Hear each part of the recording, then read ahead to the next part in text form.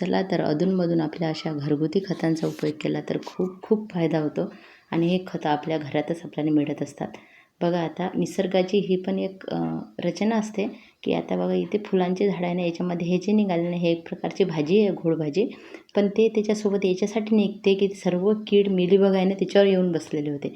हे असं सुद्धा ते बॅलन्स ठेवण्यासाठी असे निसर्गाचीच ही कमाल असते. आणि हे जे खत मी तुम्हाला बनवून दाखवते ना, याचा उपयोग तुम्ही करून तुमच्या बागेची ग्रोथ छान होणार आहे. कारण बरेच गुणधर्म असतात ना आपल्या ह्या घरगुती गोष्टीमध्ये आणि ते खताच्या स्वरूपात आपण बागेमध्ये देऊ शकतो. आता हे काय आहे, पांढरं पांढरं पाणी जे तुम्हाला दिसते आहे ना, हे कसं तयार झालं सांगते. पहिले तर या बकेटमध्ये मी किचन वेस्ट भिजत ठेवलं होतं, ते पाणी दिलं. नंतर आहे ना, बाहेर राहिलेली कणिक भिजवलेली जो आटा राहते तो होता, तो पूर्ण मी या बकेटमध्ये टाकून ठेवला होता. जो आपण टाकून ठेवला ना, तो बघा असा पांढरं पांढरं पाणी तयार होतं त्याचं. त्यात कणिक अशी त्याच्यामध्ये येत नाही, मध्ये मध्ये पांढरं पाणी तयार होते. आणि आता हे दिलं ना, एका बकेटमध्ये 1 मग असं मी टाकून देत असते, 1 ते 1.5 मग. आणि हे बघा भूमी आवला याचं पण एक पान तोडून खाल्लं, कारण पहिल्या दिवशी खाल्लं होतं ना, तर त्याला 4-5 दिवस होऊन गेले. आणि आता चला म्हटलं परत खाते. आणि हे बघा, हे लिक्विड खत दिल्यामुळे काय होते, बरेचसे गुणधर्म आपल्या झाडांना मिळते. आणि हे कधी-कधी काय होते, कणिक वगैरे बाहेर राहते आणि ते तशीच राहते.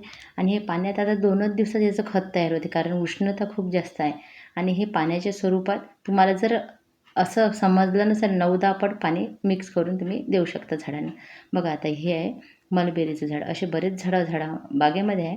हे पेरूला इतके पेरू लागले होते ना, पण हे झाडाची क्षमता नव्हती एवढे पेरू ठेवण्याची. तर झाडांनी पूर्ण पेरू गळून गेले. पण एक पेरू बघा, जेवढे व्हायचे होते ना, एक पेरूची साईज खूप झपाट्याने वाढत आहे. सोबत नवीन फुलं परत यायला लागली आहे. आता बघूया आपल्या बागेमधील हा पहिला पेरू. आणि बरेच झाडांचे बघा असेच मी घरगुती खताचा उपयोग करत असते. कारण हे घरगुती खतं आपल्याला घरातच सापडतात. किचन वेस्ट निघालं, पाण्यात भिजत ठेवायचं, 2-3 दिवसांनी त्याचा उपयोग करायचा. कारण असे खतं आपण दिल्यामुळे आपल्याला बाहेरचे जास्त खतं आणायचं काम पडत नाही. 6 महिन्यातून जर एकदा खत दिलं बाहेरचं, म्हणजे कोणतं बाहेरचं, म्हणजे ते पण शेणखत वगैरे म्हणते मी. तर असेच घरगुती खतांचा उपयोग करत राहिला ना, तर बागेमध्ये छान उत्तम रिझल्ट मिळते, झाडांची ग्रोथ छान होते. आणि हळूहळू किचन वेस्टचा, गार्डन वेस्टचा आपण मातीमध्ये उपयोग करताना त्याच्यामुळं मातीची गुणवत्तासुद्धा झपाट्याने वाढते. मग ह्या खतानं आपलं काम होऊन जाते.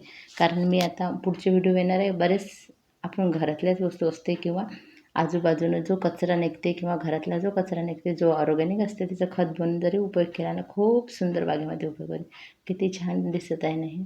अशा पद्धतीने तुम्हाला कशी वाटते माहिती नक्की सांगा. आवडली तर नक्कीच कमेंट करा. धन्यवाद.